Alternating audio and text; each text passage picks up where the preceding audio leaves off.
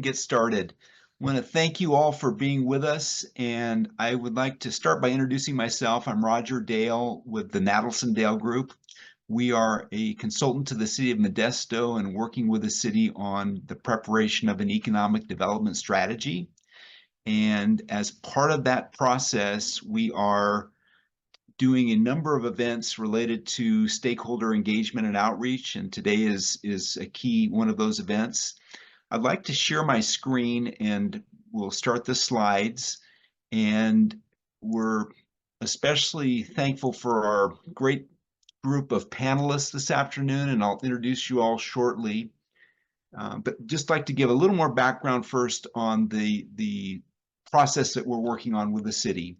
So as I've mentioned, I'm Roger Dale with the Nadelson Dale Group, and we are economic development consultant. We primarily work for city and county agencies around the country, but mostly in California, doing this type of a strategic planning process.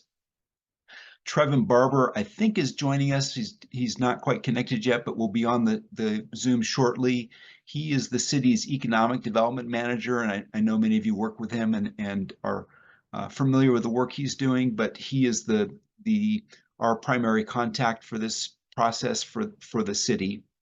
And the strategy that we're doing is essentially focusing on a work plan for the city of Modesto for its economic development program over the next 5 or 10 years.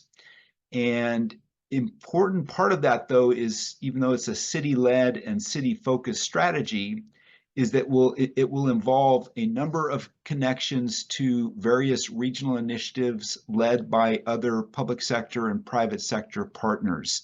And I know that many of you represent those organizations, and we wanted to use this forum today as an opportunity to focus on regional initiatives and regional partners focused specifically on the topic of entrepreneurial development. This meeting today is one of 4 forums, similar forums that we're having for this process. A week ago, we had a great session on workforce development. Today, of course, we're working on entrepreneurial development. Then on August 28th, we have a session about state policies and legislative items related to local economic development. And then on August 29th, we have a forum about urban design and land use and zoning issues that have some connection to the city's economic development strategy. If you missed the forum last week on workforce development and you're interested, that meeting was recorded, so I'd be glad to share that Zoom recording with anyone who's interested. Also, the subsequent meetings I mentioned on August 28 and 29, if you're interested, we'd be glad to make sure you've got invitations to those meetings to come as participants. So today, though, we'd like to focus on our great panel of entrepreneurial development specialists, and we would like to begin with those presentations. I'm going to mention that if you're not already connected to the city, and most of you are, is probably how you found out about this session. If you're not, however, we'd encourage you to go onto the city's website, and you can access it through the QR code on the screen to sign up to be on the notification list for this economic development plan and other things that the city's doing as far as its economic development program. And I'll share that QR code again at the end of our meeting. So either take it down now with your phone or later, but would encourage you to keep in the loop that way, because there will be a number of other opportunities for the public and other stakeholders to participate in this process. Next Tuesday evening, we're having a virtual meeting, which will be a community workshop open to the public related to this economic development plan. And then there will be other opportunities later in the months ahead as we prepare the document and present it ultimately to the City Council for approval, which we expect will happen sometime in early December. So today I want to especially thank our 8 panelists who have been working with us to put together some exciting presentations about entrepreneurial development opportunities and resources in Modesto.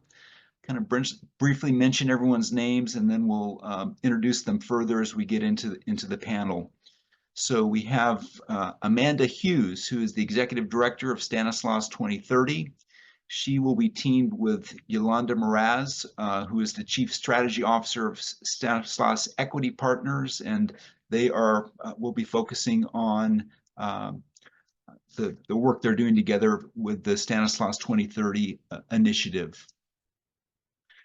We've also got Herman Zavalza of the Sierra Valley SBDC, Fred Rizzulli and Chris Helton, who are both partners with BBSI, and we'll talk more about that in a moment. And then two individuals representing the state, Cal OSBA, Bob Adams, who is going to talk about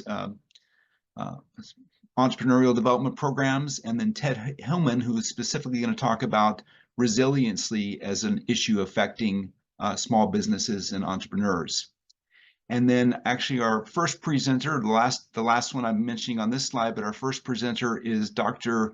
Greg, and he's given me permission to use his name Greg. It's easier to pronounce. And Dr. Soitemir, who is the representing Cal State University Stanislaus, and we'll be talking about the economic forecast that his group does that provide a kind of a background for the entrepreneurial development opportunities that exist in Modesto and Stanislaus County. So I would like now to introduce Dr. Soitemir. As I mentioned, he's a business economics professor at Cal State University Stanislaus. He's going to talk about the forecast that his unit does, and also the connection between that and the opportunities and resources for entrepreneurial startups and entrepreneurial development in Stanislaus County. So welcome, Dr. Soitemir. Well, thank you very much for that great introduction. I just want to give a brief history of the endowment here at Stan State.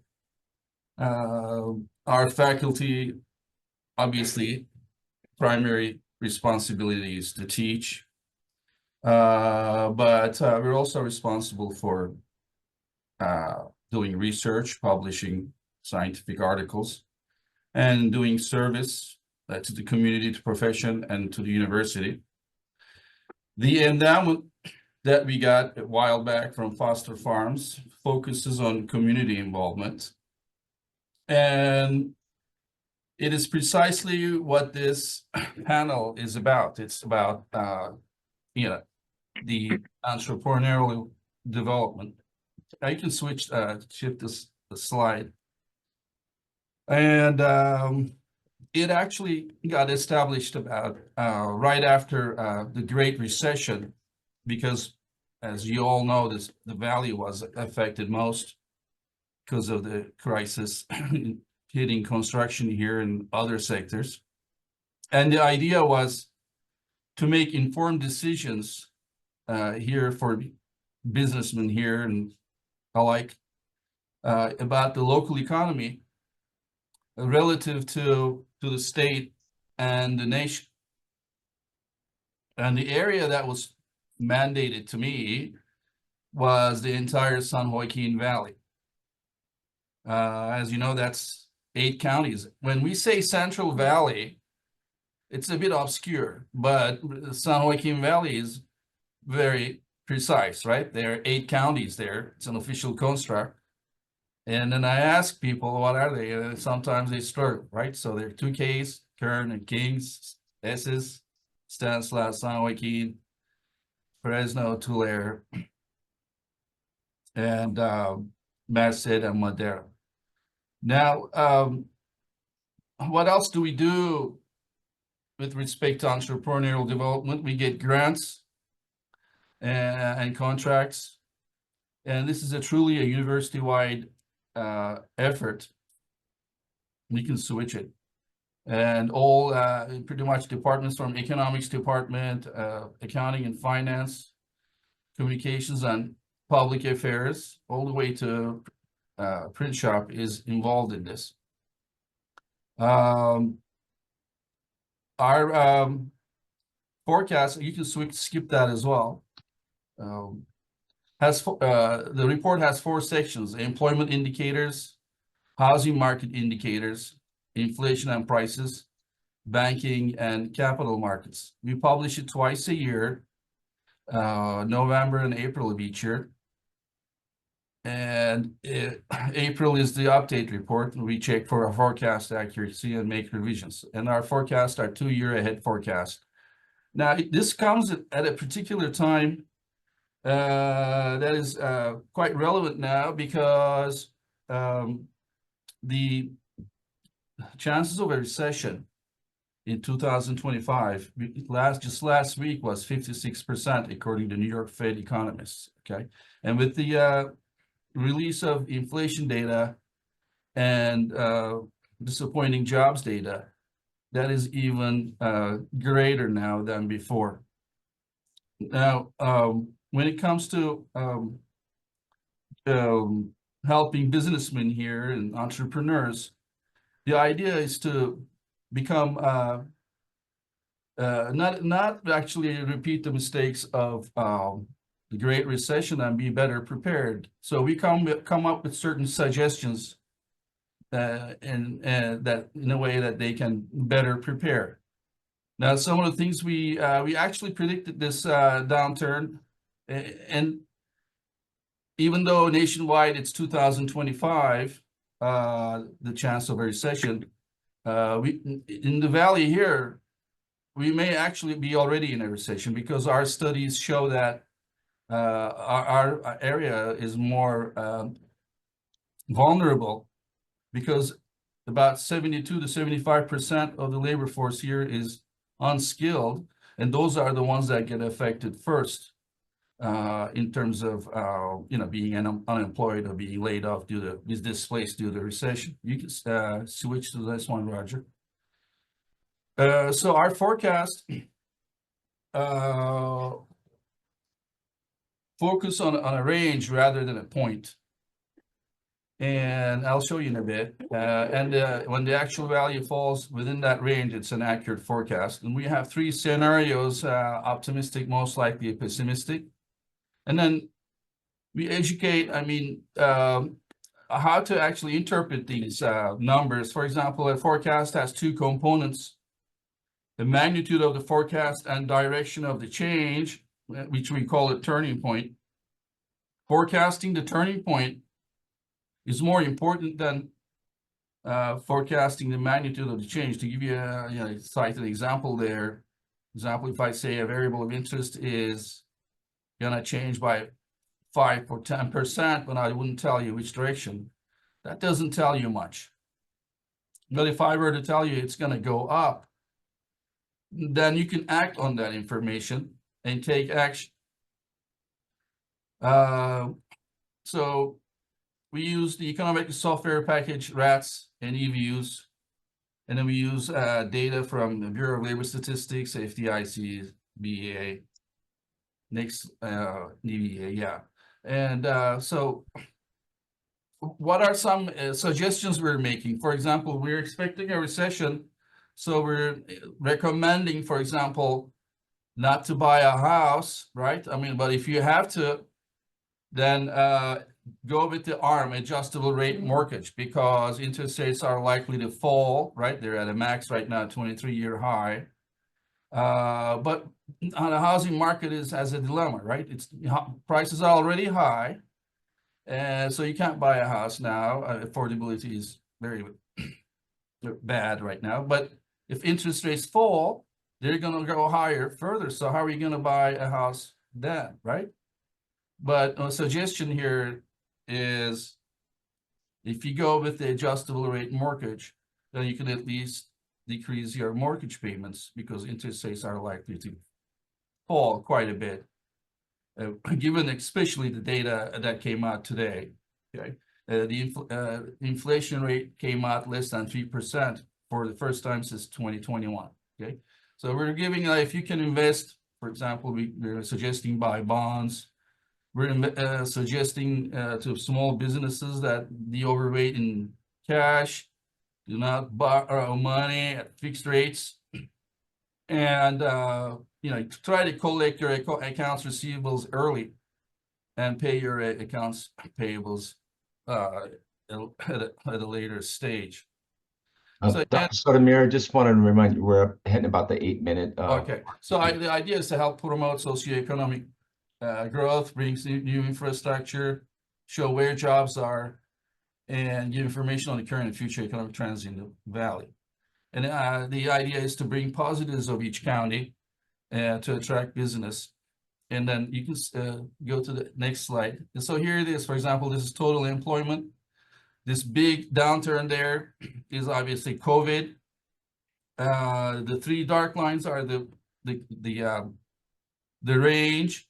You can skip to the other one. And then here we have the sample averages being our benchmark, obviously done above the benchmark in 2021, 2022, but look at 2023 already signaling. So we're expecting an early, a downturn here, being vulnerable of region, economically disadvantaged region. Okay, so these are the things that we're presenting, reporting in our biannual publications. And you skip to the next one. Retail is already suffering structurally due to online competition, but there are other reasons, mostly unskilled. Skip to the next one, please. And then construction employment, came to a standstill. Steel industry is suffering. Home Depot issued a warning. So these are all indicators that, and SON's measure, if recession, if the unemployment rate is 0.5% or greater within the last 12 months, then there's going to be a recession. And today's announcement was that, exactly that 0.5% jump, okay, in unemployment rate. So construction is leveling off and going due to higher interest rates. And if you can skip, I'm almost done. Yeah, so what have we done? This has helped attract greater visibility. We've been coming out a lot in Bakersfield TV, Fox TV, KBAC, Sacramento B, and then if you come out there, obviously it's automatically Fresno B, Modesto B, and all that. So that's great visibility for our school. We've gotten grants from San Francisco Public Utilities Commission, Mineta Transportation Institute, SB1. And if you can skip. We brought more than $350,000 funds to the university. And then, of course, this is good because it brings funds and then it brings greater visibility to our school. So the idea is to help entrepreneurs here make informed decisions, okay, and become better prepared against an oncoming recession, which we're beginning to expect in 2025. Thank you. And Thank you so much, Dr. Sotomayor. Appreciate your comments and look forward to additional input when we get into our discussion a little bit later in the meeting. So that was a great background or backdrop to the other discussions about entrepreneurial development. And I wanted to mention to our panelists that my colleague Alan Levinson is going to kind of help us monitor time. Most of the presentations we're going to keep at about 10 minutes. Our next one is a team presentation, so that one might go longer, which is fine. And when we get into the group discussion, we'll also be monitoring the chat as well as the raised hands, so we make sure everyone who would like to have an opportunity to speak can do so. And contact information for Dr. Sotomayor, I'll let anyone take that down, and we'll also put it in the chat later. So next, we've got two great panelists representing Stanislaus 2020 and Stanislaus Equity Partners, Amanda Hughes and Yolanda Mraz. They will do a joint presentation since their two initiatives are closely aligned. And welcome, Amanda and Yolanda. We'll let you start when you're ready. Great, thank you. So first off, it's Stanislaus 2030. I would love it if we had already done all this work and we could just close the chapter and call it, success. Sorry about that. No worries, no worries. So hello, everyone. My name is Amanda Hughes. I'm the Executive Director of Stanislaus 2030, which is a public-private partnership that was launched to help build a more inclusive economy in Stanislaus County. If you can go on to the next slide. I just want, for the purposes of today, we're really talking about entrepreneurship and small businesses development. Small business dynamism was included as a priority focus area for Stanislaus 2030 because we know small businesses are job creators. And we know that this is where innovation happens. And when we looked under the hood of our region, we realized in our early learning process that we were missing some key supports to really ensure that entrepreneurs and small business owners in our region have what they need to be successful.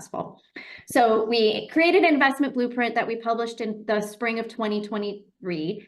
And we got some funding from the county to kind of go deeper and to really assess the health of our small business ecosystem and to understand what type of products, both financial and technical assistance, need to be in place in our local region in order to ensure that small businesses can prosper. So I just want to acknowledge that a lot of partners contributed to our plan. They're all on here. Some of them are on the call today, and I'm incredibly grateful for the work and the data and the learning that came out of our process over the past year. Next slide, please. So like I mentioned, this work really built on our original investment blueprint. And when we started out in the summer of 2023, we realized right away that we had a gap in our understanding. We didn't have a really good understanding of the universe of small businesses in our region. When we got in the room, we didn't even know how many small businesses we had in our region, what was their makeup, and what were their unique pain points based on the type of businesses they were. So we brought in a partner called Next Street that really focuses on the health of small business ecosystems and an eye towards underserved businesses. They started working with our collaborative team in November, and we met over a period of 6 months to really bring life to some big ideas that we wanted to kind of build around, and also to get some shared priorities from our partners. And if we could also use that to bring in and drive advocacy changes, as well as bring in new resources to invest in this work. So a lot of work went into this, and we're going to share some of the highlights. I'm going to pass it over to my colleague, Yolanda Meraz from Stanislaus Equity Partners, to share what we learned. Good afternoon. So Stanislaus Equity Partners is a community development corporation, and part of the work we do is we have a cohort of the basics of entrepreneurship for mainly BIPOC businesses, but we conduct them in both English and Spanish, that takes entrepreneurs from the ideations and early stages all the way so that they get ready with a business plan. And so when we first came into the landscape, into Stanislaus, we were very careful not to try to step on anybody's toes, but to add into our ecosystems. And that's why we partnered with Amanda to make sure we understand who was doing what work and add on to what our partners were doing rather than compete for the same market. And so we started this process with, like Amanda shared, with the help of Herman and Trevin and many others who are in this call. And others that are not. But we started by listening to the entrepreneurs, because many times solutions are created out here and not necessarily aligned with the real challenges and pain points that entrepreneurs face on an everyday basis. So we conducted a series of listening sessions in an empathy interview format where we talked to several entrepreneurs. Many of them, we put an emphasis on those that were underserved and underrepresented. So we conducted those sessions in both English and Spanish after hours, and created a safe environment where people can share what are some of the most common barriers they face when they want to start or expand their businesses. Then we did, with Next Street on board, we did a series of stakeholder interviews. We talked to the different service providers, including the chambers, SBDC, to learn, again, what are the needs that they see out there? What are some of the opportunities? What are some of the pain points?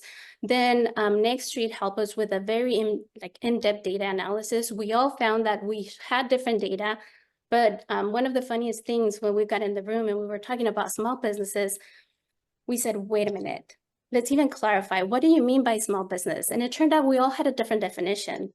We had, for some of them, it was $1 million or more. For some of them, it was based on the number of employees. So we started with even getting a shared understanding and a shared language of what we were talking about in order for us to start really analyzing the problem and seeing what were some of the opportunities we could take advantage of. So the data analysis Nick Street did for us help us with different inputs from both data that local providers share and then national data that they brought. And then we had, like Amanda shared, a series of collaborative sessions where, again, with entrepreneurs in the room, with all the different service providers, we started looking at what a plan could look like. Next slide, please. And so some quick findings that we would like to share is some of the strengths. Small businesses and employment have increased slightly in Stanislaus County, and we have a high portion of supplier businesses. Some of the gaps is even awareness and trust building efforts. We know we have small business service providers for technical assistance, for loans and other resources, but entrepreneurs a lot of the times either don't have the trust or understand the system in order to access those resources. Procurement, there's some difficulty having awareness of different procurement opportunities, having the insurances and having all the requirements that securing a contract from either an anchor institution or government implies, and so additional support's needed for those entrepreneurs on the supply chain. Support some of the bright spots on the TA and landscape is we have a support network of direct service providers that are collaborative. We're talking to each other more and more. And we have, again, many regions do not coordinate, and we have now more emergent conveners, so it's just Stanislaus 2030 and others that bring everybody in the room to try to increase coordination and make us more efficient.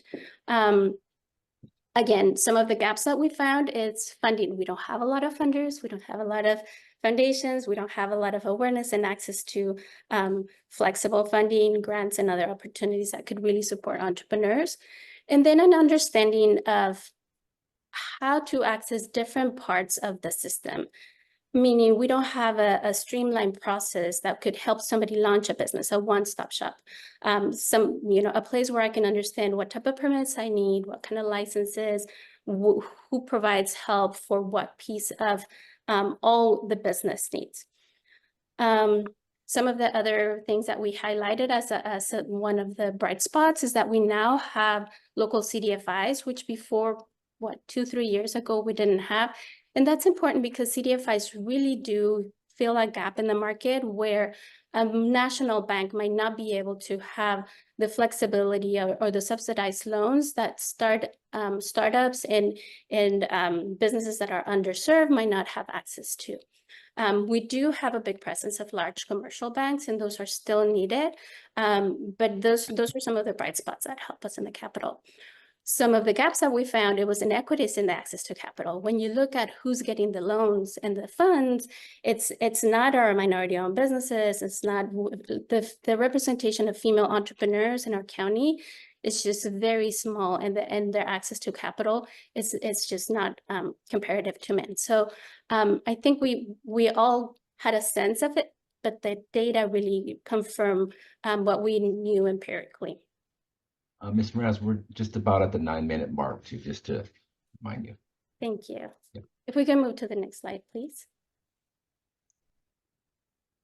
And so just to give you a quick idea of the landscape in Stanislaus County, we have about 92 businesses, but they're so important because they represent a large portion of employment in this county. Entrepreneurship especially important for immigrants, that is in other communities that might have other barriers to employment, because it is a way of creating an income for your family and creating generational wealth. So it is very important, besides being an important entrepreneurship in general, being an important mechanism for dynamism in communities, because we know those dollars stay here. It is also a very important resource for immigrant communities. You guys could get a copy of the slide, so I'm just going to fly through it to give them enough time. But if we can move to the next slide. Some of the gaps we found is, though we have business service providers, we don't have entities such as incubators, accelerators, and other resources that communities with a robust entrepreneurial ecosystem have. And so it would be important for us to have entities that provide the three basic needs that business have, which is access to capital, access to network, and access to technical assistance for the different stages of the journey of an entrepreneur. When you receive the copy, you can see some of the quotes and pain points and bright spots that entrepreneurs share. So an example that just really illustrated this need for us was a business that we spoke to in Oakdale that had a great income, own a home, and it still took them 5 years to be able to get an expansion loan to get into a national distributor. And so if we can move to the next slide, I'm gonna hand it, so we have two separate focus. We looked at businesses that are Main Street and then supplier. So Main Street businesses represent, like the name says, it's like those that are on Main Street, retail, healthcare professionals, etc. They represent half of the businesses in our region. They have great potential to lay the foundation for further business growth, but they really do need increased access to flexible debt, quality services across the continuum that we talked about, in a centralized resource where they can go. It's really hard for them to have the time to navigate through all the different places to get permitted, get capital, get technical assistance. And then a great opportunity that Amanda might build more on at the following slides will be the supplier. We have a good representation of supplier businesses, but we believe there's potential to grow the suppliers. One quick comment I wanted to make, and why is it important to support businesses, is what we found in the data is that a lot of these businesses only have one or part-time employees. And so if we help those businesses grow and become supplier businesses, and then might be able to employ even more people.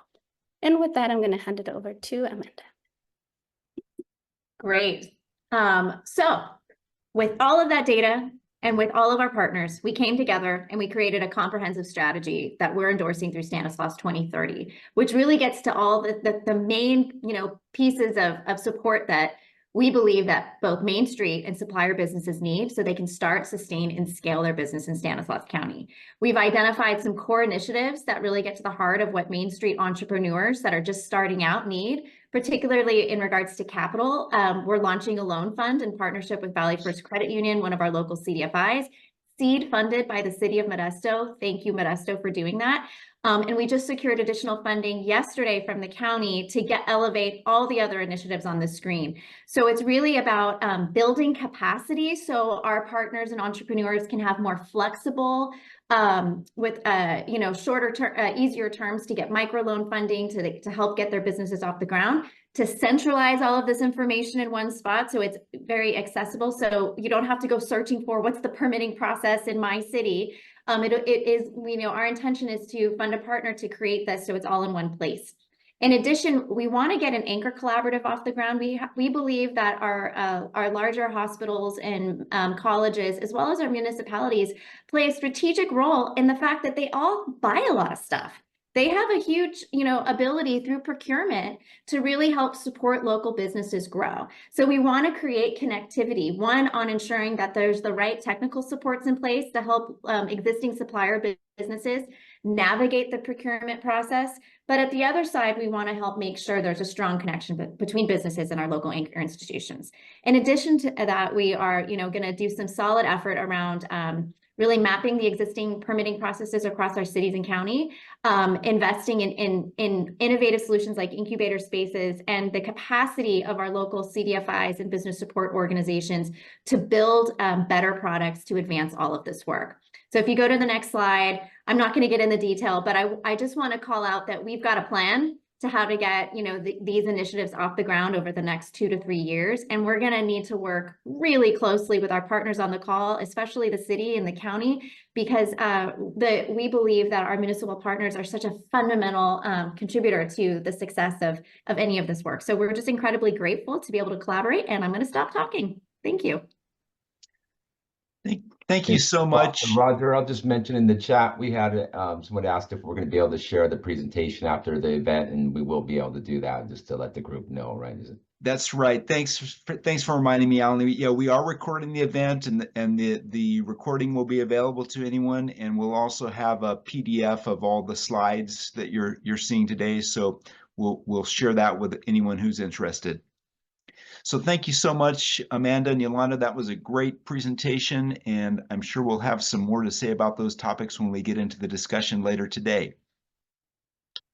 Next up is Herman Zavalza, who is the director of the Sierra Valley SBDC.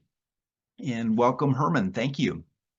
Thank you, Roger. Well, you get an A for effort, but it's the Valley Sierra SBDC. But thank you very much for the introduction.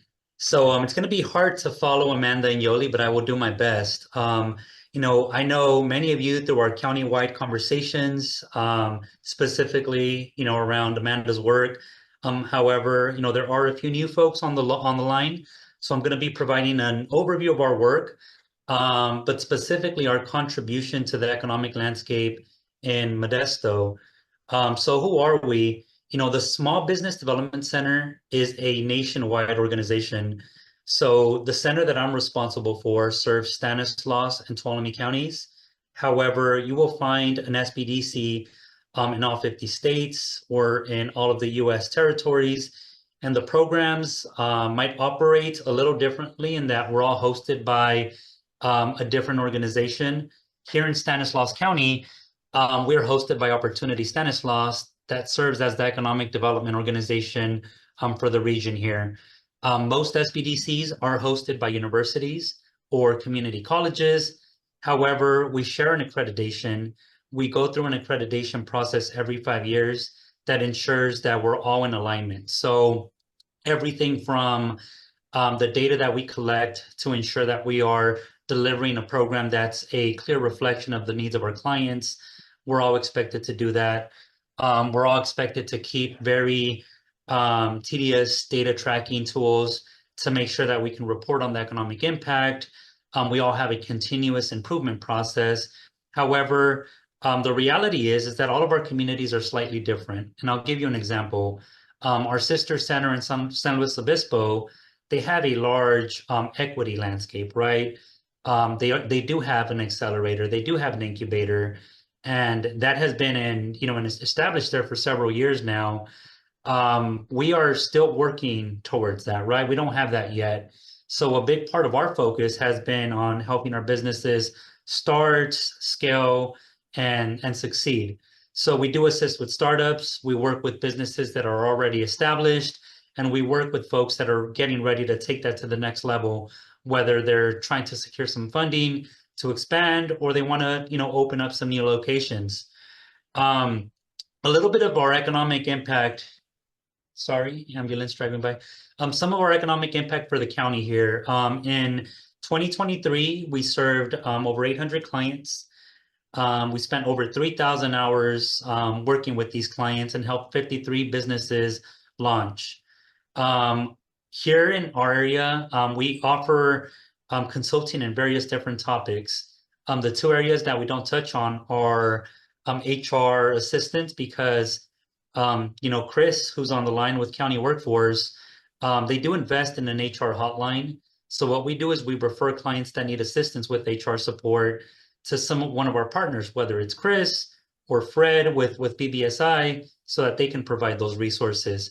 We also don't provide legal advice or tax advice, but if you need assistance with, the business licensing process, if you need assistance securing a loan, a grant, if you want to get certified so that you can start contracting with the government, we can assist you in all of those areas. Can you go to the next slide, please?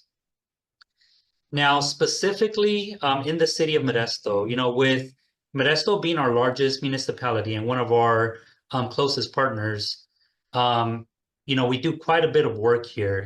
We are headquartered in downtown Modesto, and out of the clients that I shared in that last slide, close to 250 of those clients, this year have been from the city of Modesto. In the city of Modesto, we have helped in 2024, year to date, 20 businesses launch.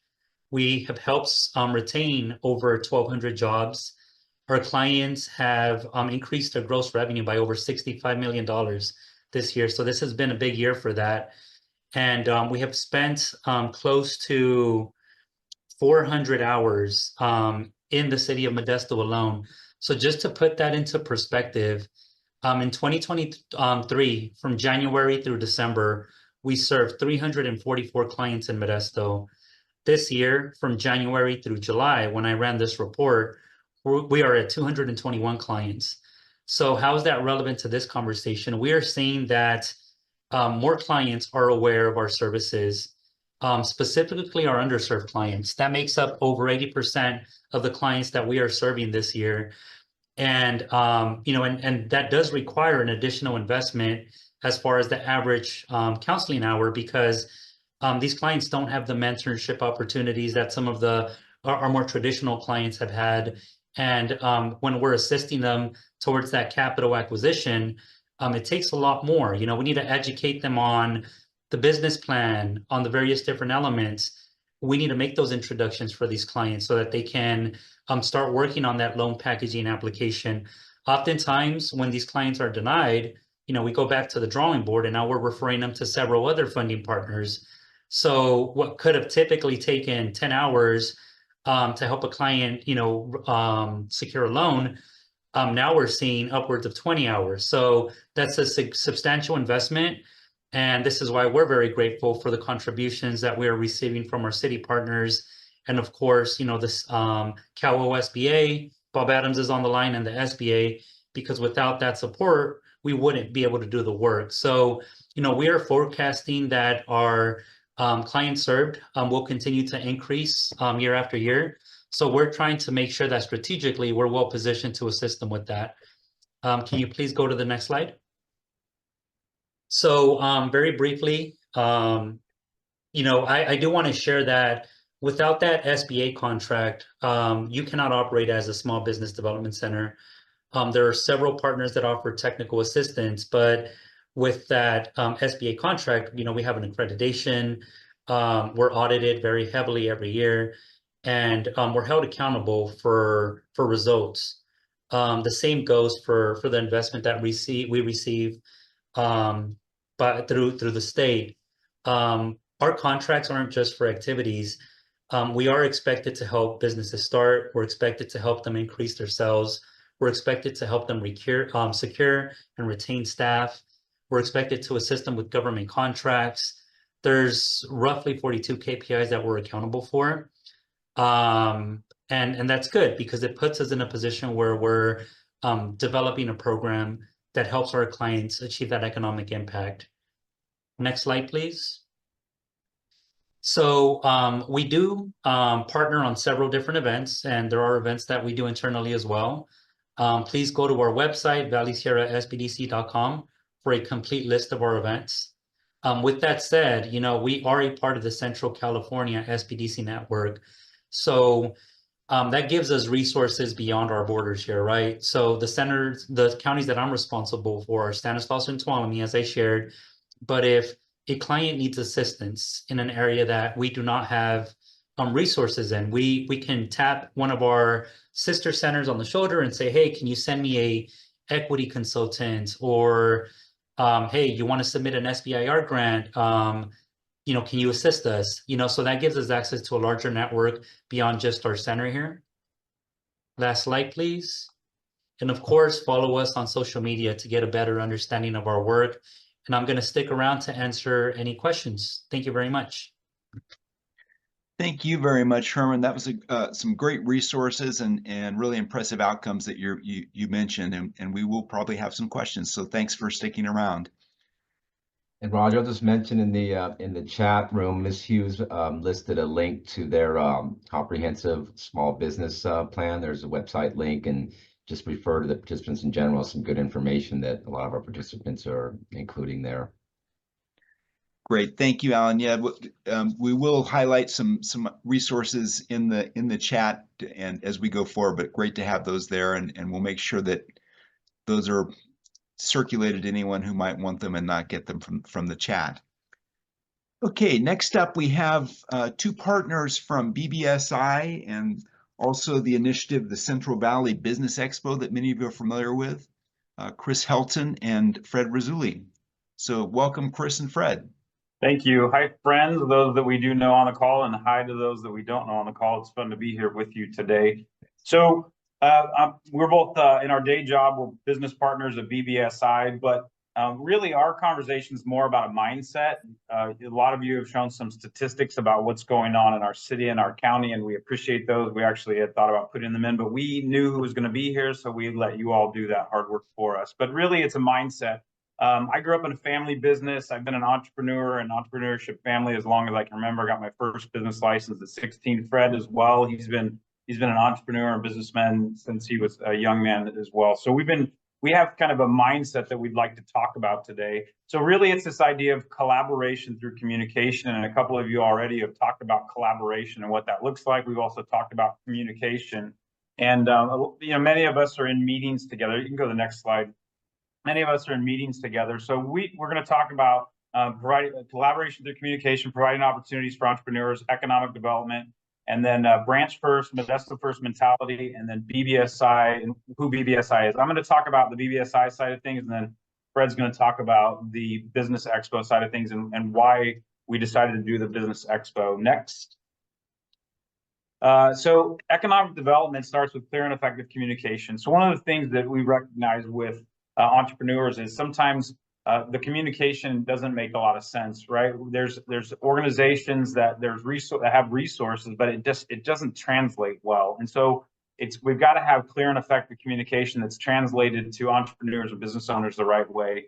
And it's vital because when we communicate clearly, it fosters trust and transparency, right? Now we can do business together. We can provide those resources because we know each other, we trust each other.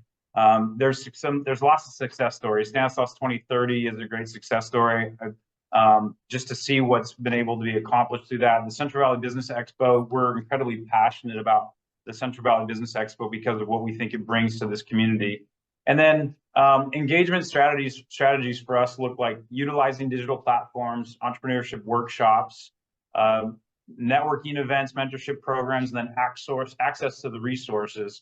So these are, you can go to the next slide. These are some of the things that we felt like the expo needed to have in order to be something that's effective in our community. So of course, utilizing digital platforms, it aligns communication and allows entrepreneurs to connect with real-time resources. So Herman, you mentioned the HR hotline. That's a really great resource, right? Because it's kind of a digital platform, but it's a phone call. You can make a phone call, you can get connected.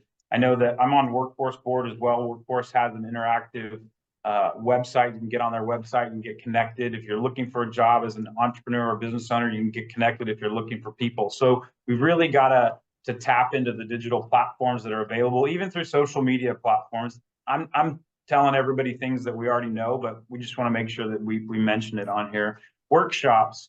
We've seen a lot more workshops and collaboration through workshops, topics like business planning, finance, management, marketing strategies. There's some new ones that are coming out that are going to be specific, like Valley Builders is putting on a new contractor series. We're very excited about what they're doing because we find a lot of contractors start a business because they're really skilled tradespeople, and then they don't know how to run their business. And so we're actually going to work with Valley Builders to help with some of the breakout sessions that they're going to do so that we can provide these entrepreneurship workshops.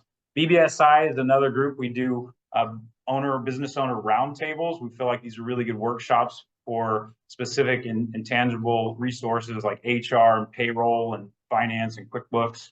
Networking events, these are critical, right? Critical for knowledge base to learn from those who've gone before you, to have conversations with others that may be just as confused as you are. So coming from an entrepreneurial background, I can tell you there are many, many times I was very confused. Even the other day, I had a client that emailed me with a piece of paper from the DIR. She didn't know what to do with it. It was a very simple deal, but she just didn't know what to do with it. So we were able to sit down and say, this will actually take about 20 minutes. Let's help you fill it out. And there's a lot of fear when you don't know what to do. So workshops and networking, it help get you connected with others that have gone before you and can help you with some of those fears. And then mentorship programs.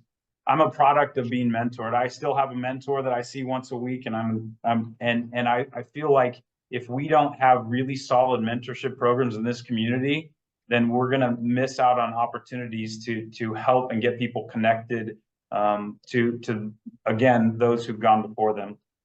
Next. So there's obviously a government support framework. Some of you are on here. Again, Workforce is on here, SBDC. There's Stanislaus 2030 step. There's a government framework here. And there's within that government framework, I'm a firm believer, maybe it's because I've been on Workforce for so long, that there's some real value in the government framework that's been put together. And entrepreneurs just don't know how to tap into that government framework. They don't know how to get into the resources that are available. And so we need to make sure that within that government framework, there's a lot of support, which is what you're all doing. It's an easy conversation with this group because you all think this way anyways. And so it's great to be here. So partnership organizations, one of the things that we've had the ability to do is kind of pull the partnership organizations together specifically for the Central Valley Business Expo. We wanted to make sure that people were communicating in the same place at the same time and creating these strategic partnerships. The truth is that if you're an entrepreneur and you're a business owner, oftentimes you grow your business because of the strategic relationships that you have within your community, whether it's through complementary businesses that you have, or it's like legal business partners, but it's strategic partnerships. And we wanted to make sure that was a focus of for these entrepreneurs within these organizations and entrepreneurship groups. Regulatory environment. So we need to streamline regulatory environment. We're an HR company, and I think a lot of times we just provide support for our clients who they don't understand the regulatory climate and environment. They don't know what to do with it. They don't even know that they're supposed to do anything with it. But we need to be able to foster a conversation to help them with that. And more than that, we actually need to provide an opportunity for entrepreneurs to participate. And for us, that's a really important statement. We need to provide an opportunity for entrepreneurs to participate, something that they feel like they can get to. That's one of the big conversations we have a lot of times at the expo meetings. We have bi-weekly meetings at this point as we're preparing, and we recognize that the 2 to 9 employee companies, do they have time to actually take part of a day off and come to this event? It's a lot of time. So what can we do to provide them an opportunity to participate in something that's going to give them real value? And that's one of our big focuses. So next slide, and just a little bit about BBSI and more about our mindset. So BBSI is the 5th largest PEO in the country. We're a $7.5 billion company. So Fred and I are small entrepreneurs at heart, but we happen to work for a huge publicly traded company. And so we have a lot of resources at our fingertips. We're a payroll, HR, risk. We do workers' comp. We do health benefits. We have all these resources at our fingertips, and we have real-time daily interactions with our clients. We literally are talking to clients every day. We've got quite a few. Am I on the right one? Nope, I'm not on the right one. Sorry. I jumped to my next slide. Let me go back to this slide, and then I'll go to my next slide. Oh yeah, payroll, risk, HR. We tailor it to entrepreneurs' needs. So we literally have conversations with our clients each day, helping them understand what they need to do in their business. I've given a couple examples of that already. Let's go to the next slide. I think I need to give Fred more time for the expo. Yeah, let's just let you know, we're hitting about the 9-minute mark right now. Are we already? Yeah. Go ahead, Fred. Sorry. Sheesh. No worries. I'm not sure. Are we able to get to slide 8 or 9? Or yeah, right. Is that the right one? That's Great. the right one. Go ahead. Thanks, Fred. So yeah, Chris touched on a lot of great points. And so just to kind of give you an overview of the Central Valley Business Expo.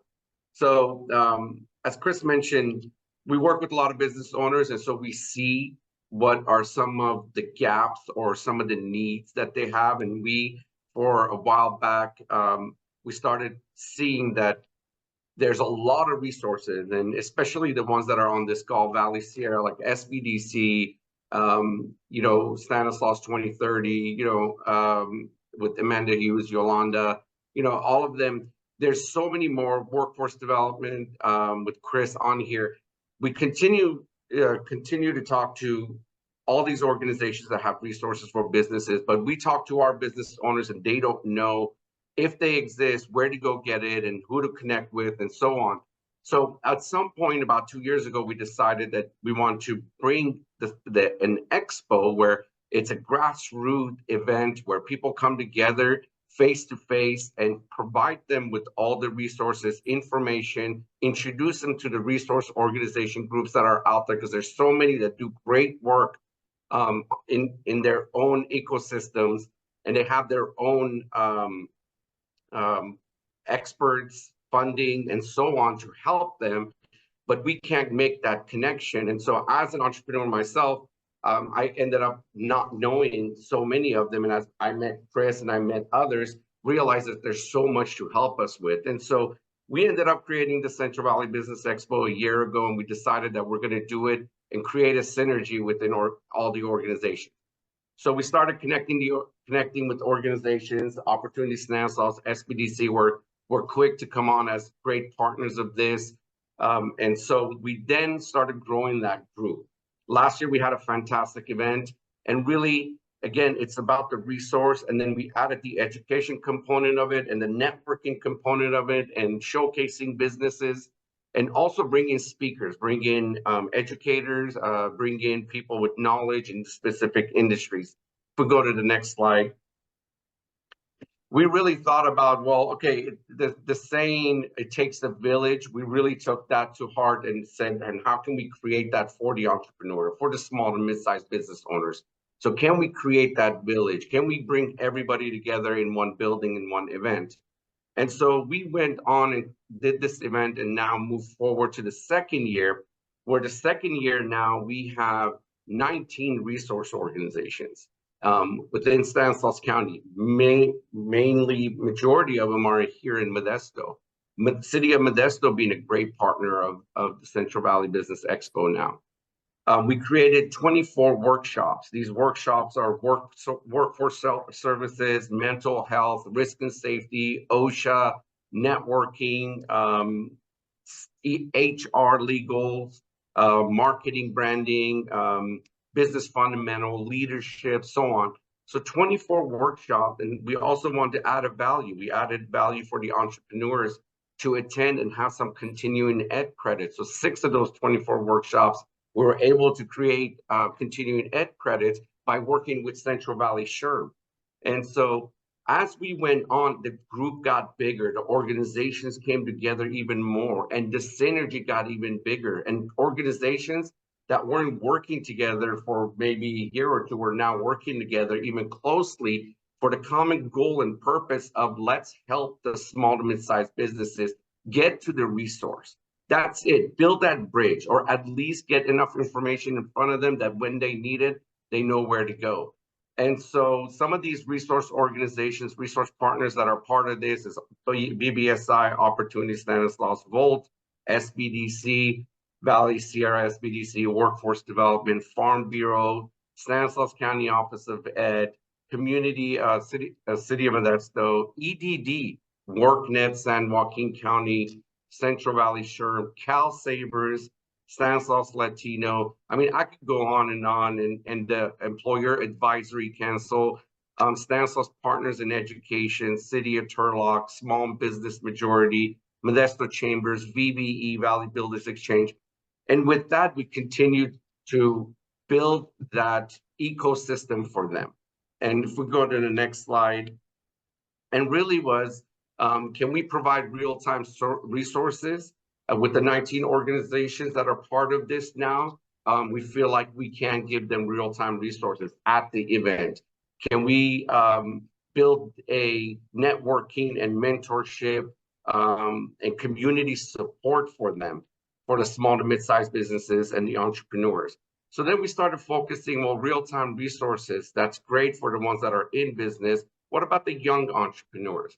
So this year we added the Young Entrepreneur Competition, which is to help those that have a concept, bring them and showcase them at the expo and allow them, to get training or to get some consultation with the SBDC Herman's team for them to learn how to put put up a presentation for judges and work on their presentation and public speaking, and then be ready to present at the expo. With that, the younger entrepreneurs are now able to compete to see if they could get seed money for their business to launch, and also add 12 months of mentorship for them.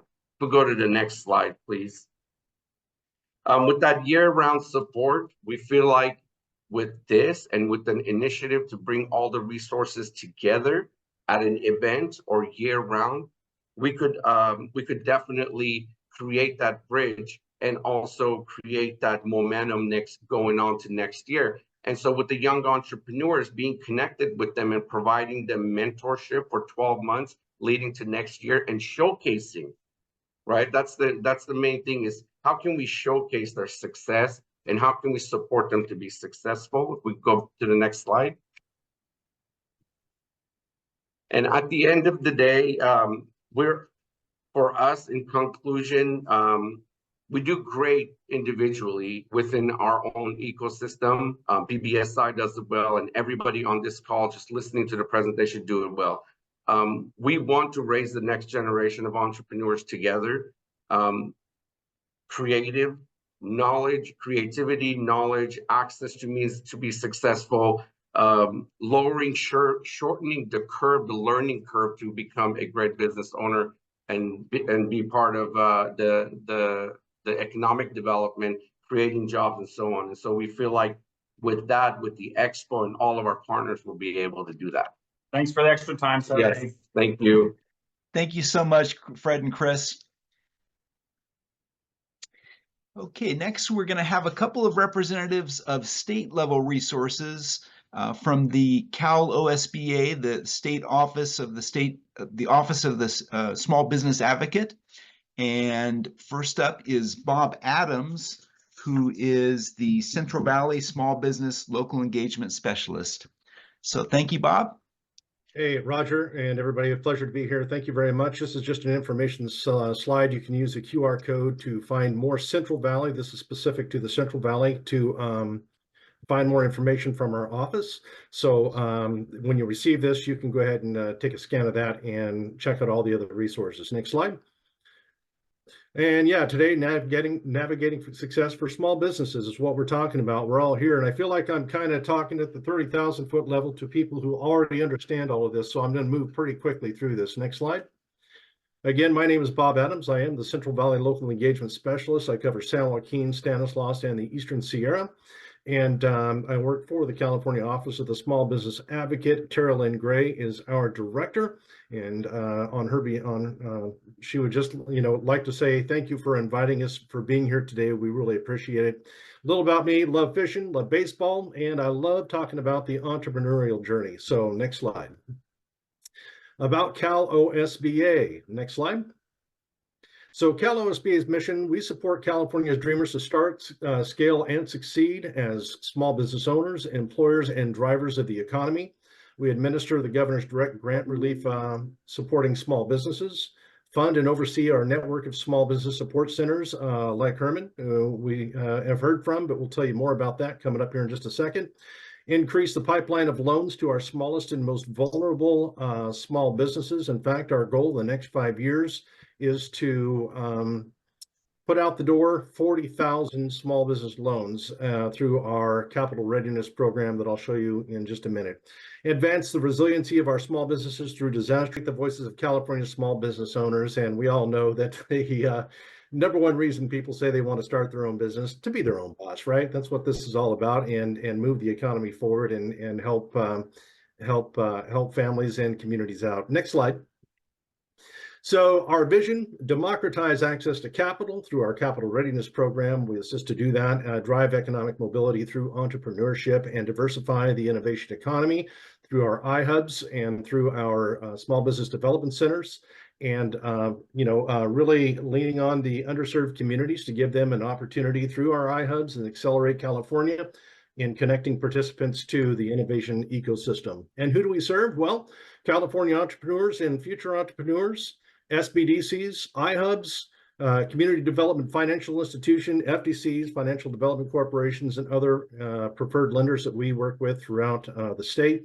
Chambers of Commerce and other business economic development organizations like Opportunity Stanislaus, and communities, residents, community leaders, and other stakeholders throughout our regions and throughout the state. Next slide. The state of small business in California. Next slide.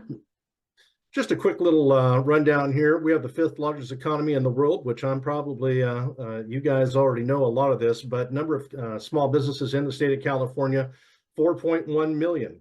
99% is the share of all California businesses that are small businesses. 98% is the share of California small businesses with fewer than 20 employees that create 7.5 million jobs throughout the state. And California has the most small businesses in the U.S. We are number 1, 2 of 3 net new jobs are created right here in our state, the Golden State. 50% of private sector jobs created right here. Next slide. So Small Business Support Network, let's talk about SCALE for a minute. Success, Capital Access, Leadership for Entrepreneurs is what we call our SCALE network. That includes folks like Herman at the Valley Sierra, SBDC. Next slide. And so these are the questions that we all get, right? You all work with small business and entrepreneurs wanting to make a difference. Can you teach me about accounting, marketing, government contracts? Should I look for an investor? Do I have the right licenses and permits, cash flow? Why do I need a business plan? All of these things. So we try to get them connected to, or we do get them connected to, a trusted business advisor. No cost one-on-one advising through our SBDCs, women business centers, and other partners throughout the state. And a pathway to funding, low-cost training for every aspect of business. And we help them by getting them connected through our SCALE network page, and I'll show that to you. And our mantra this year is don't go it alone. There's no reason to do this alone anymore. We have the people, resources, and ability to connect people to what they need to be successful. Next slide. So from bright idea to successful exit, this is where the entrepreneurial journey starts with our office and connecting to all of our partners up and down the state of California. Advisors ready to help in 150 plus centers across the state that we help fund. That includes SBDCs, women business centers, chambers of commerce, other partners that we have throughout the state. You can find an advisor who speaks in many languages. We have languages available in, I want to say, over 100 languages available to help entrepreneurs make their way through the red tape that they run into when they're looking to start those businesses. Veteran business outreach centers, Apex accelerators, plus dozens of nonprofits and support organizations and preferred capital providers throughout the state. And the example I have right there on that page is where you start. If you're somebody who's looking to start your business, we recommend, or we get them to this page. They input their zip code. You'll see there's three centers that pop up there. It's going to get them to the closest center to them so that we can get them connected immediately to an advisor. And that is the start of their capital readiness venture as well, in terms of getting the advisor, getting the business planning they're looking for, getting the capital readiness they need, making sure they're capital ready with an advisor and an SBD center or another SBDC center or another partner before they get to a lender. So the lender knows that they are prepared and ready to go once they hit their door. Next slide. So SCALE, the entrepreneurial journey. A small business seeks that capital. They work their personal network. Lands right here with SCALE and the page I just showed you. We refer them to that advisor, work with their advisor to create that solid financial strategy and hone their skills. And with the help of that advisor, connects to a lender, negotiates a good deal, and gets that small business funded, and they can start that journey. Next slide. So connecting with Cal OSBA, next slide. You can visit our Business Learning Center, or you can send folks to our Business Learning Center if you have to get them to the information needed. We have PDFs and others with links and all the necessary contacts they'll need, given depending on what they're looking for. If they're a food business, whether they're looking at landscaping, whatever it may be, you can find PDFs with all the necessary information and outreach that they're going to need to do to start that journey. Setting up businesses, managing workforce, permits and licensing through GoBiz and our partners at GoBiz as well. Disability access regulations, disaster resources, which my friend Ted is going to talk about here in just a minute. Next slide. And of course, every month you can subscribe to our newsletter, get you connected to all the success stories that we're having from all of our partners like the SBDCs, everything from the updates from the director in terms of what's happening in programs and grant programs and loan programs that are available through Cal OSBA. Next slide. And thank you very much. You can find us on LinkedIn, X, formerly Twitter, Facebook, Instagram, and Nextdoor if you would like to stay up on what's happening with our office and how we can come alongside and assist you and your organizations in any way that you need. We're here for you, and we're more than willing to travel wherever we need to travel to help make a difference to the entrepreneurs of the state of California. So thank you very much. Thank you very much, Bob, and we look forward to thinking together about how we can better connect prospective entrepreneurs in Modesto to these tremendous resources. And another Cal OSBA representative this afternoon will be our final panelist, Ted Hillman, who is responsible for resilience training. Thank you, Ted. Thank you so much. Again, Ted Hillman with Cal OSBA. I'm a resiliency training coordinator, specifically assigned to the central part of the state, so 18 counties within the central part of the state, which includes Stanislaus County. So I'm the resiliency training coordinator from Cal OSBA that represents the city of Modesto and Stanislaus County. And so the program is called Outsmart Disaster, and that's what I'm going to be focusing on today. And the purpose of this program is to help small businesses and nonprofits build resiliency in their business. And they do this by, we do this by educating these small businesses on the types of hazards that exist in their community, and also providing them with training, with resources and support that they need to strengthen their business from these hazards. And so just really quickly before I get into it, so what this is basically a monthly 1 hour no cost webinar that we offer to small business owners that they can attend and learn more about building business resiliency. And so today's presentation is just a brief overview of this Outsmart disaster training. That's normally 1 hour, so it's basically just an outline of that training and why we think it's important and how we maybe think we can help the city of Modesto. And just as an FYI really quick, although this program is called Outsmart Disaster, for the purpose of this presentation, when I say disaster, it could mean a natural disaster, often it is, but it could also be anything that interrupts a business operation. So it could even be something as a power outage, a cyber threat, etc. And we can go to the next slide. So So one of the first steps in creating a plan for an emergency like a natural disaster or another type of business interruption is really understanding what the risks are that the community faces. In this case, Stanislaus County. California is prone to many different types of natural disasters. We have 58 counties. Each one is very unique and has its own distinct characteristics and challenges. And so we're, of course, focused on the city of Modesto, the greater Stanislaus County, but you also want to be concerned with if you have a business in Modesto and you work closely with the supplier in a neighboring county, you may also want to know what risks those businesses face as well, because this may impact your stakeholders, it might impact your business.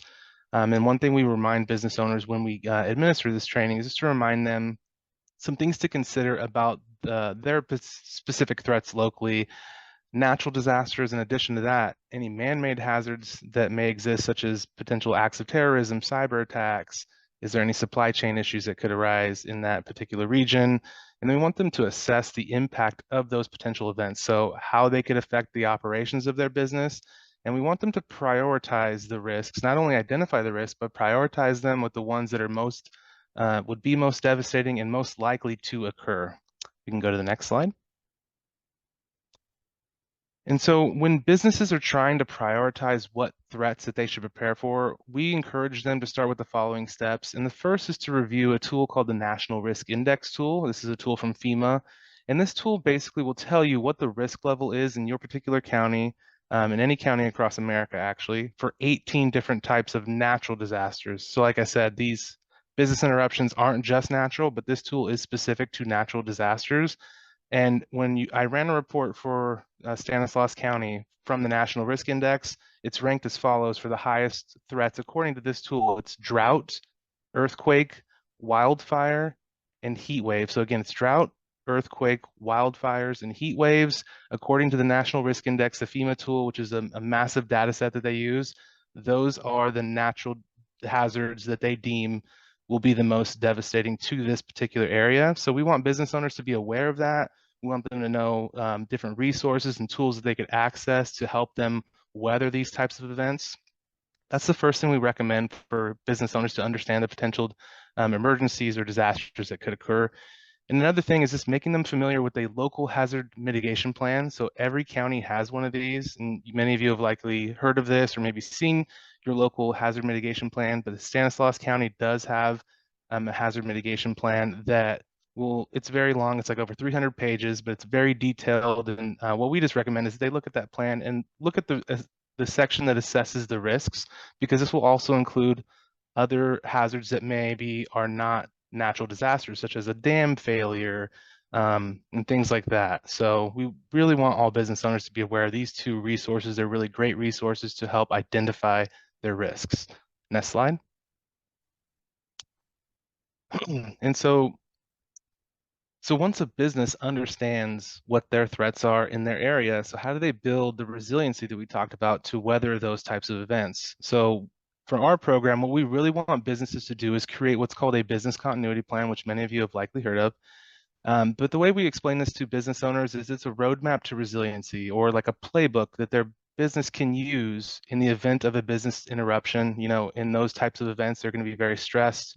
It's going to be hard to think straight. It's going to be hard to strategize. They need to plan ahead of time for these types of events. We're seeing fires all across the state. There's these threats of looming mega earthquakes. And so these things are constantly coming back year after year. It's really important that we're in what they call blue skies, when there's quiet, there's not fires going on, there's not all these things happening. It's really important to prepare during those blue skies, because once the event happens, if we're not prepared, we don't have a plan, it's going to be very hard for the businesses to bounce back from those. Next slide. So why should a business have a business continuity plan? Just really simple. It's going to protect your business from unexpected disruptions. According to FEMA, about 40% of small businesses don't reopen after a disaster, and additionally, another 25% of the businesses will fail after a year of the disaster. Another reason is it builds resiliency, like we mentioned. And business resiliency, by definition, is an organization's ability to absorb stress, recover critical functions, and then thrive in altered circumstances. So we want our businesses in the community of Modesto to do that. It's going to ensure the safety of employees and customers. It's going to minimize financial loss.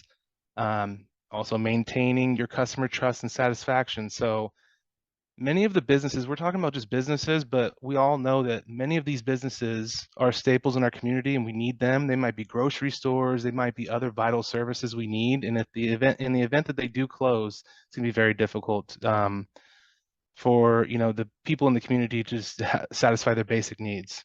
Next slide. So a little bit more about business continuity plan. I'll run through this in the interest of time. It looks like I have about 3 minutes left. So for communications, we just want them to have some type of communication plan. For many small businesses, this could be something as simple as a call tree, just a list of numbers that they go down the list in order to get critical communications out to their employees. They want to have some type of plan to communicate during a disaster, also having contact information and backup contact information for their employees. We want them to be aware of different emergency notification apps. FEMA has a great one. They could sign up through local Cal alerts to get county notifications specific to their region. And then there's a MyShake app that's a really great resource. These are just some examples of resources we share with businesses. And then we want, obviously the plan is going to cover operations. So we want them to really look at their operations, their processes, determine what processes are most important.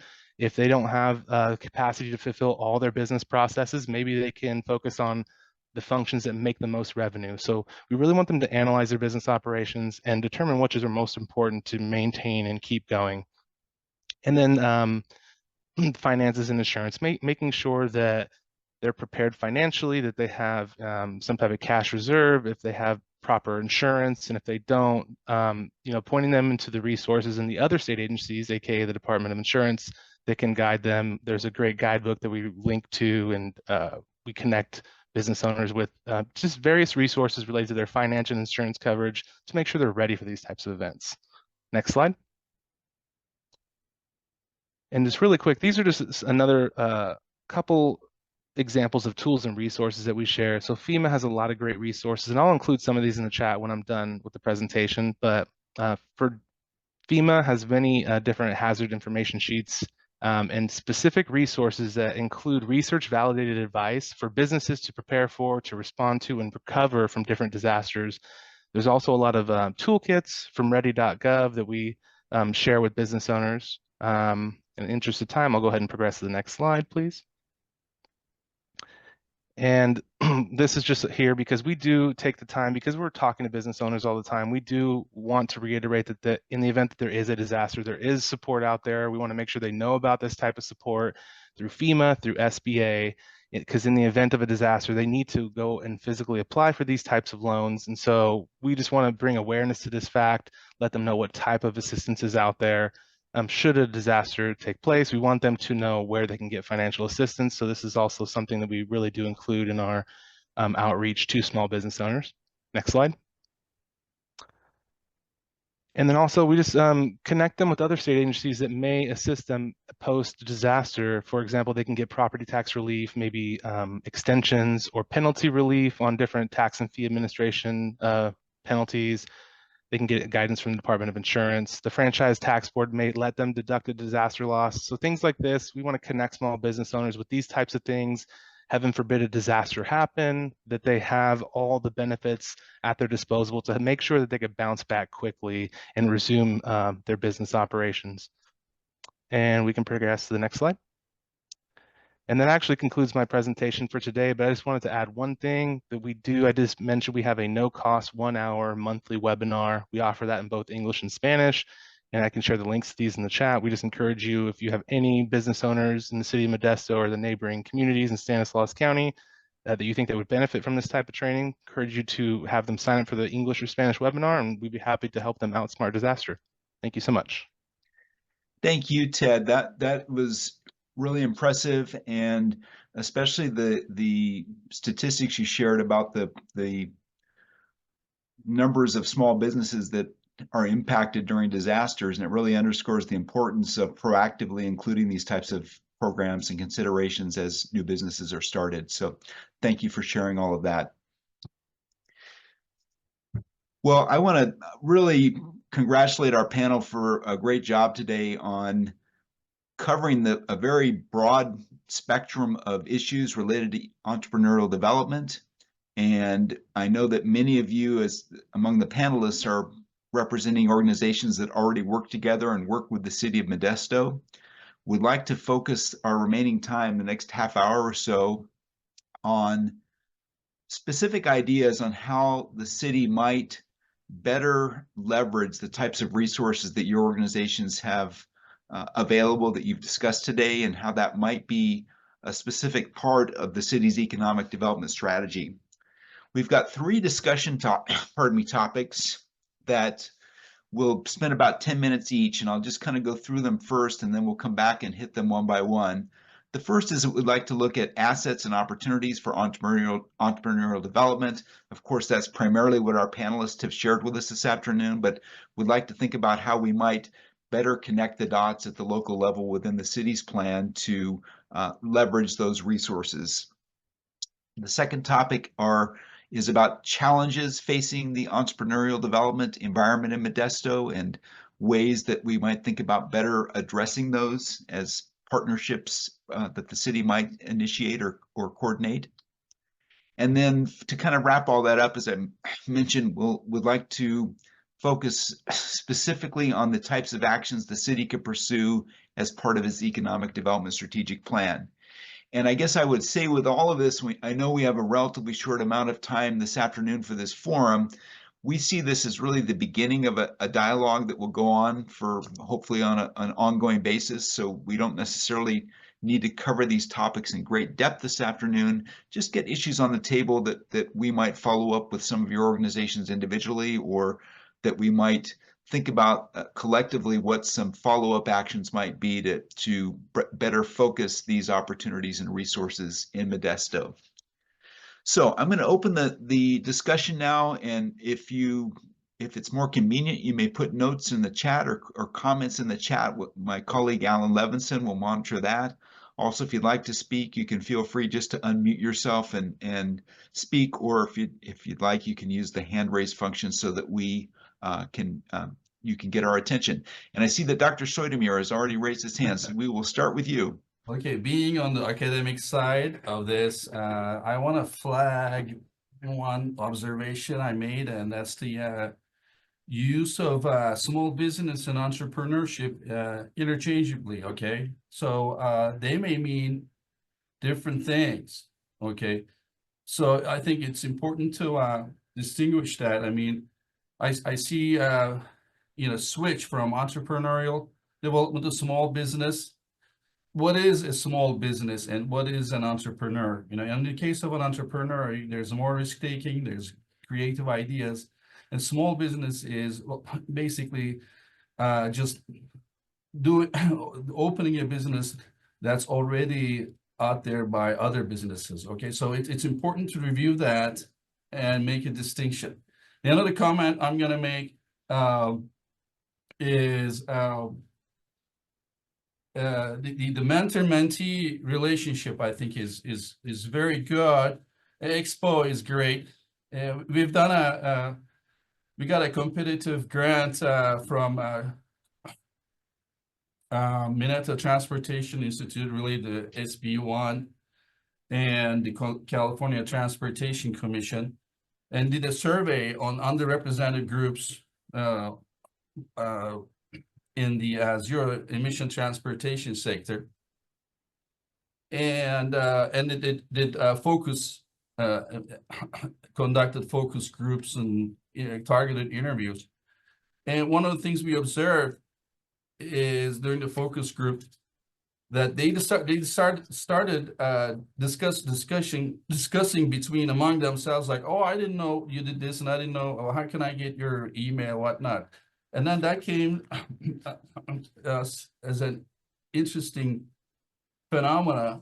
And then we've suggested creating an online forum where these small businesses can feed off each other, like Chris and Fred mentioned during the expo, right? But during the expo, you have to be physically present, particularly with the underrepresented group of women-owned.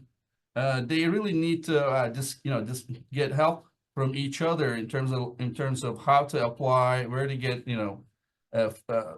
bonding requirements, or get help to meet those requirements. So having an online forum where they can compete and also cooperate. Okay. So, I mean, in the mentor-mentee relationship, it's different. But when they discuss, and I'm actually a member of these forums where I'm not very an expert, and I go to those forums and ask a question, I get a bunch of responses that help me a lot. Okay, so I think it's important to have that where they can easily access. Okay, and communication is very important. Outreach. How do these people find you? Okay, that's, I think, is very important in terms of finding those people and getting the help to them. Okay, those are my two comments. Thank you. Thank you so much. And we agree that entrepreneurial development and small business assistance are distinct topics, and our plan will think of them that way.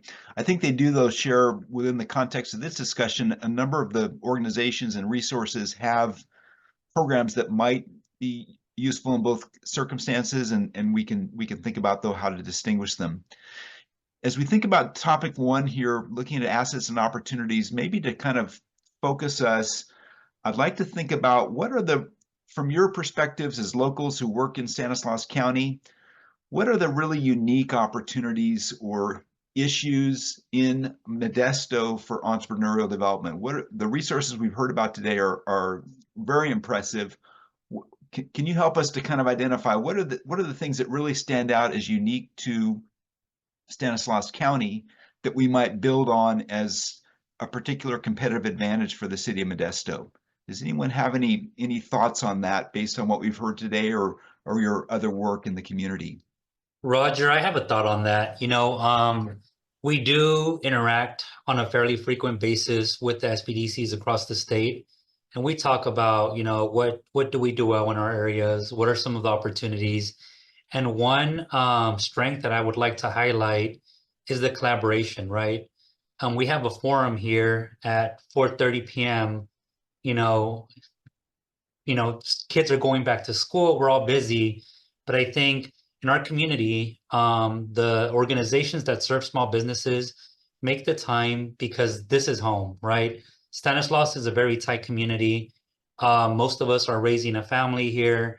We're vested in the economic impact that the small businesses create, and we care about the economic vitality of our region. Most of us have lived in Stanislaus County for several years.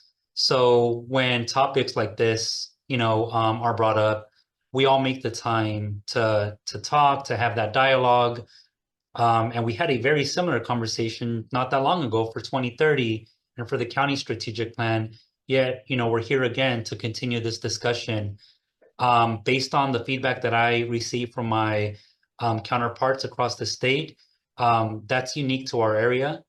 Some municipalities, are a little bit larger, and or some communities are a bit larger, and they have lost that because now there's a sense of competitiveness. We're competing for funding. You're doing this. There's mission creep. Here, we care to do what's in the best interest of our clients. Great. Thanks very much, Herman.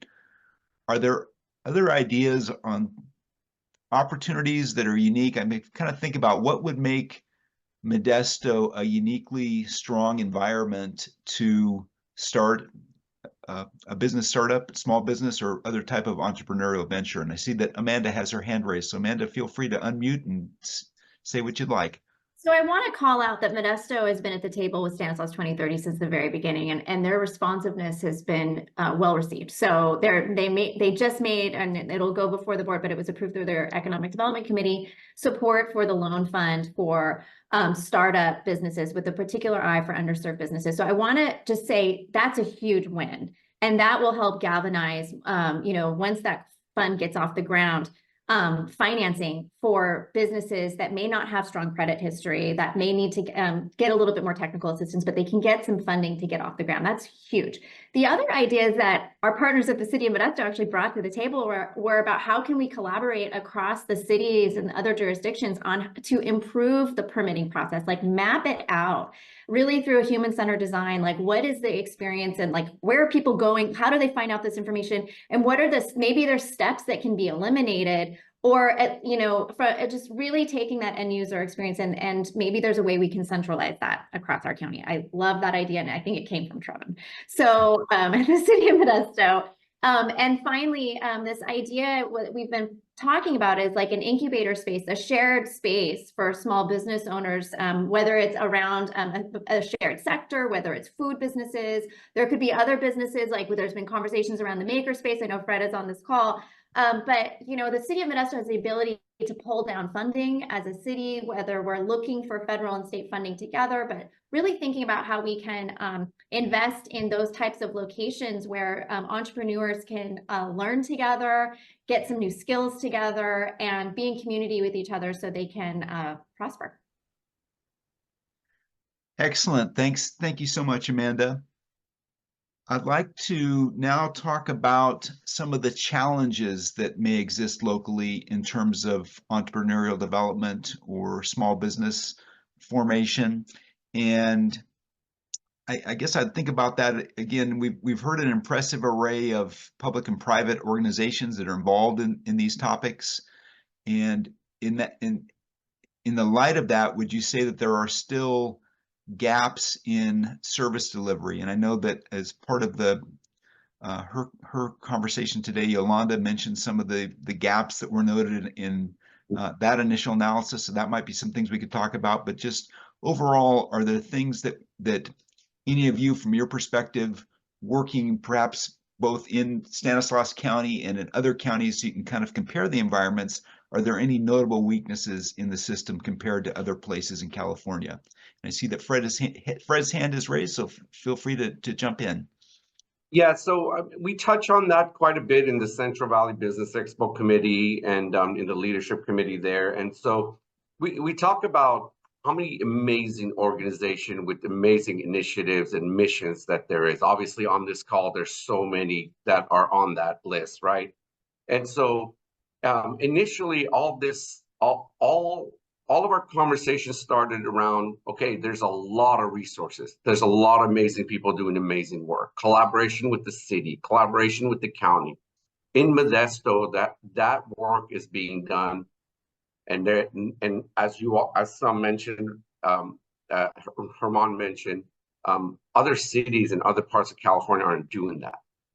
Now, when we look at what the problem was for a small business owner or an entrepreneur was that the information wasn't getting to them.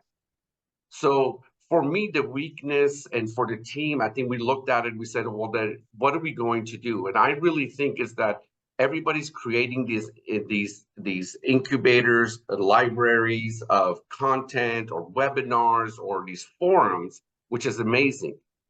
There's no marketing behind it. There's no marketing dollar push behind it. Nobody's getting to that last person. We're not getting to the neighborhoods and the low-income areas that small business owners are there, or that entrepreneur that has a cart on the side of the road that doesn't know how to go from a side of the road to a brick and mortar. We're not getting to those people. So if there's a weakness, and it's probably weakness all over the state, if not the country, is how do you get to the 18, 19-year-old coming out of high school, or the one in college, 2 years in college, trying to figure out what they're going to do next, or the one that just moved here, refugee or otherwise, is trying to figure out how they're going to do this. How do we get them to know where are all the resources? Where can I get some money? Even disaster, like right now, I just learned right now, Cal OSPA, I just learned about them today. And so until now, didn't know. What an amazing resource for people in emergency situations. And so how do we get that? That's the weakness that is overall. It's not just here. It's not just us. We're not going to just say we're the ones that can't figure it out. But honestly, somebody needs to figure out where to get a grant to push marketing, to create. Maybe it's the city of Modesto, which this is, putting forth by city of Modesto, is how do you create that library of all the resources with all these organizations and put some marketing behind it for Stanislaus County, if not multiple counties, our sister counties next to us. How do we do that? Once we do that, or go into colleges like the doctor that's on the call, go into colleges and speak about it. Do the presentations of not just one organization, of all the organizations doing well, and let them know, is there a hotline that they could call? Is there a website to go to? So, Brett, can I make an additional comment on that? For a lot of like our organizations that are grant funded, there's a cap on the percentage of your grant that you can use for research and marketing. So if we can find a way to support that through other avenues, not our existing funding, we can use our funds to serve more clients. And I think we'll all be better served on that. So there is a cap. And I think it's, for most of them, it's about 20%. Yeah. And I've heard that, and I think that this is a great place where we can start talking about where can somebody bring in enough dollars, or the city could bring enough dollars to push that marketing for all the organizations that are supporting them.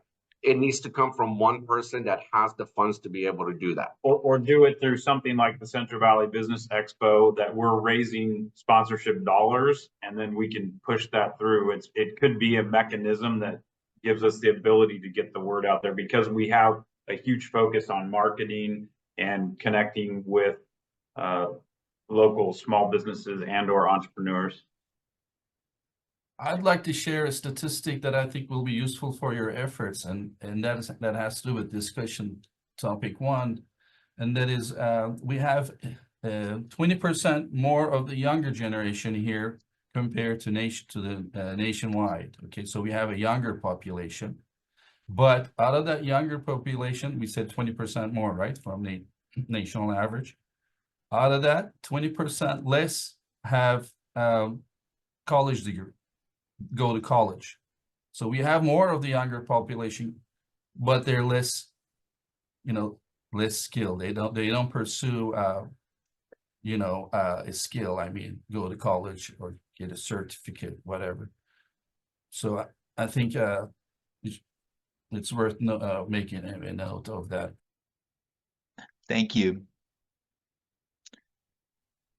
And Roger, I was just going to highlight a couple of some interesting information in the chat that a lot of members have been providing, and some of this overlaps with all three discussion topics, but just kind of throw this out there to the group. And it's been brought up that it would be a kind of competitive advantage to have a county-wide business license system over individual city licenses, to have all these different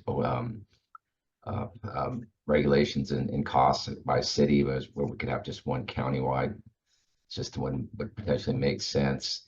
Then also having a relatively large Hispanic community, having Spanish language capabilities is going to be a big help in this area.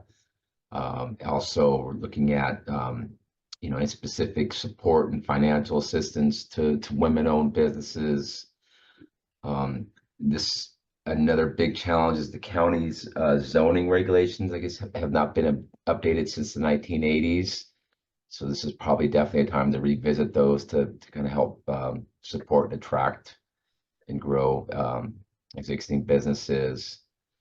And then let's see, another idea brought up is to have an innovation center that's where you can kind of pitch, like a pitch fest for different types of businesses. And also it's brought up, there's the great venue is the Modesto Veterans Center on Elkdale Road. So a lot of good information there. I know a lot of this kind of overlaps along all the discussion topics, but we'll, like as you mentioned, highlight these and keep a copy of all these great comments in the chat. Super. Thank you, Alan. And that, I think, is a good segue into our last discussion topic. And I know we've touched on a few of these things already. I heard some great ideas. I know that Amanda mentioned the movement on collaborating to improve permitting processes across jurisdictions. And I think Fred mentioned something, or in the chat, there was something mentioned about that more generally dealing with business licensing. So those are some ideas. Fred mentioned something that I think is probably a key theme for how a city can really serve as a clearinghouse for these types of resources, and the idea that there are often people in the private sector that just are not aware of the resources that are available to support their interests business-wise or entrepreneurial development-wise. And so that might be a role that the city could have in helping to increase the resources for marketing and making these things better known in the community. The idea of a library of resources, I like that a lot. And Roger, can I reinforce that just briefly? So there was an initiative that Workforce did a number of years ago, and it was actually with the Veterans Center. And so in effect, what we did is we created a library of all the resources available to veterans. And we actually created a directory, which is managed now by the Veterans Center. So in effect, any veteran that comes into Stanislaus County that's looking for something can go into this directory, and they can actually find information on what they need from a service standpoint. And so something like that would be helpful with all of the great resources that are around. But that was an initiative that Workforce took on, and it was very successful. Excellent. Thank you, Chris. And so some of the other great ideas that came out of the chat that Alan just mentioned, making sure that there are Spanish speaking capacities for promoting and interfacing with the business community, and also outreach to women-owned businesses, issues related to county zoning regulations. Really like the idea of the Innovation Center, possible pitch fest type initiative. Are there other things that the group would like to mention that could be specific things, either small or not so small, that the city might pursue as part of its economic plan to enhance the effectiveness of these different activities in Modesto? We've talked a bit about some of the gaps in the systems. It sounds like marketing and just coordination and communication might be an issue that there could be a city role in addressing. I would include, in addition to women-owned, I would include Native Americans and Pacific Islanders here in the excellent. valley. Okay. And specificity, okay, meaning pinpoint, I mean, where's the improvement? Okay, exactly.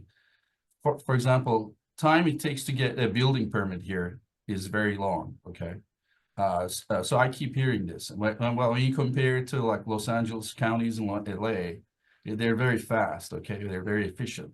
Whereas here, it takes very long, okay? So we need to be more specific in terms of what needs to be done. Okay? Thank you.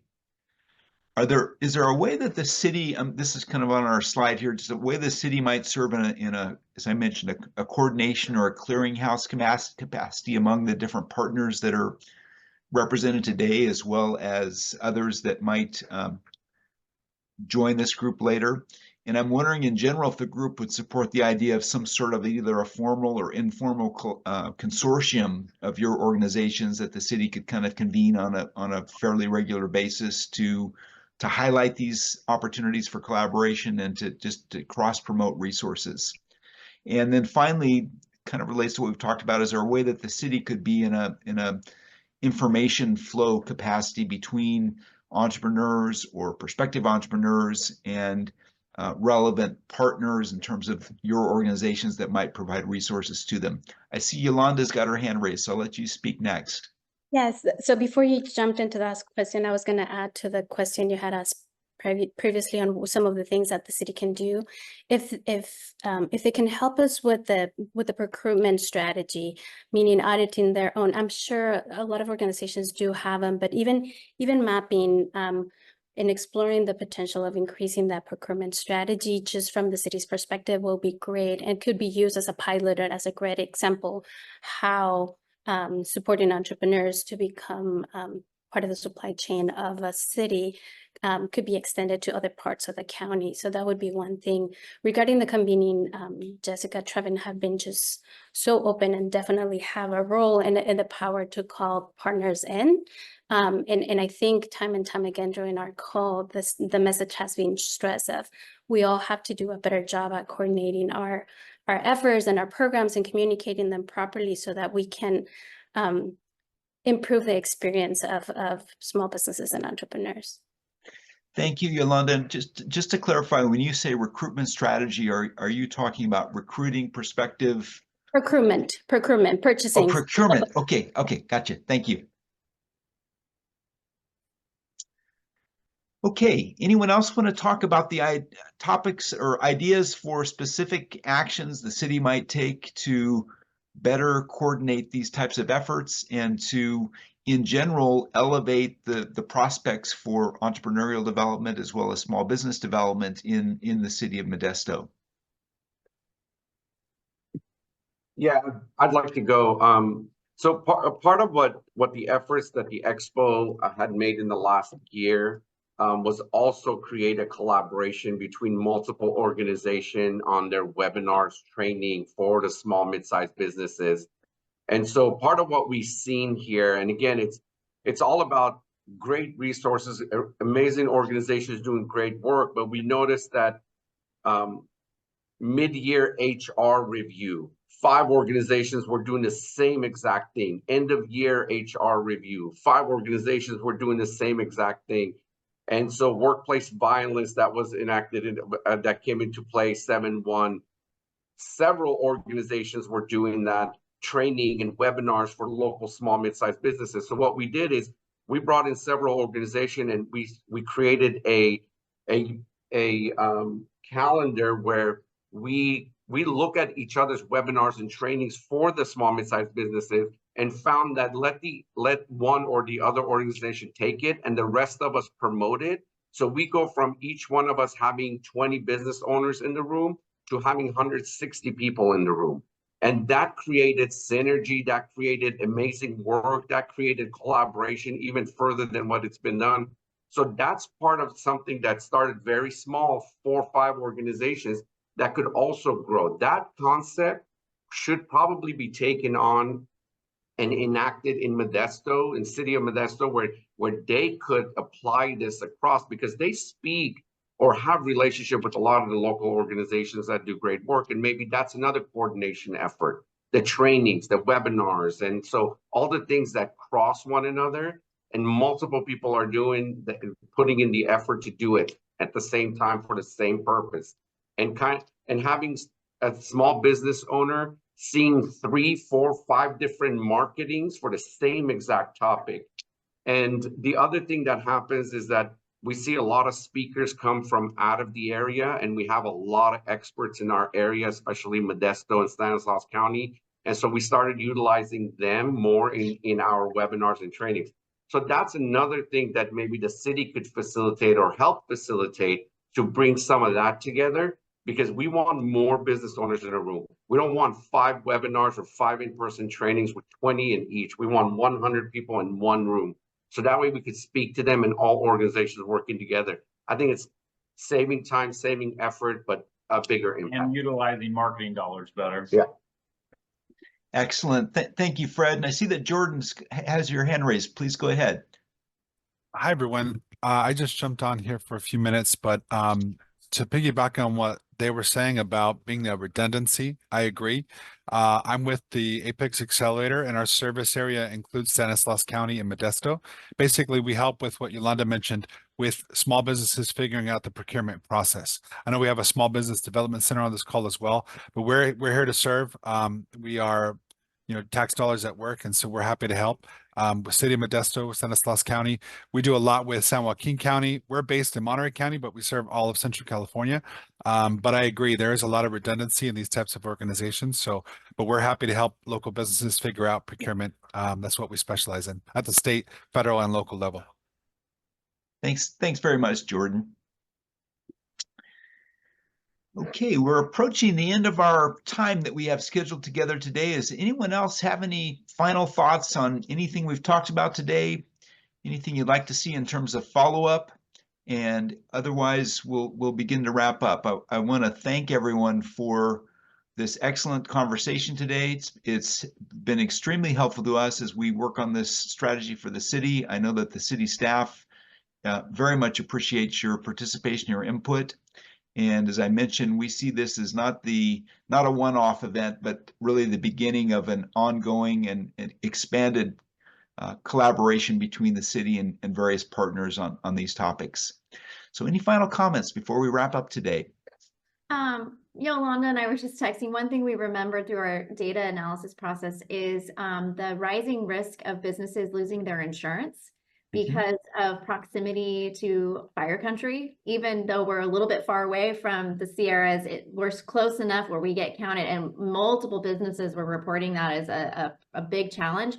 So thinking through the role of the city, it could be about intel and maybe doing some research on like how big of a problem is this, and if it's going to be a bigger problem, like is there organizing or advocacy work that needs to be done? But this is something that I think is going to hurt local business owners.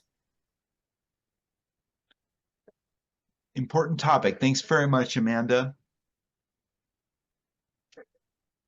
I'm going to put back on the slide the QR code. I think most of you are in the loop with the city already, but please feel free to take down this QR code and get yourself registered in this notification list if you're not already. We definitely will keep in touch with you through that and through other mechanisms. If we've already got your email, you will be definitely a permanent part of this process as we work on wrapping up the strategic plan. And I would also just mention again to look for information online about, if you haven't received it already, about the 2 remaining forums or upcoming forums that we're doing with this process on August 28th.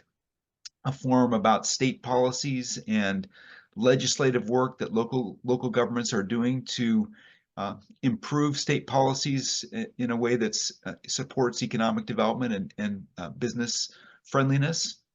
And then on August 29, we have a panel lining up for urban design and zoning issues.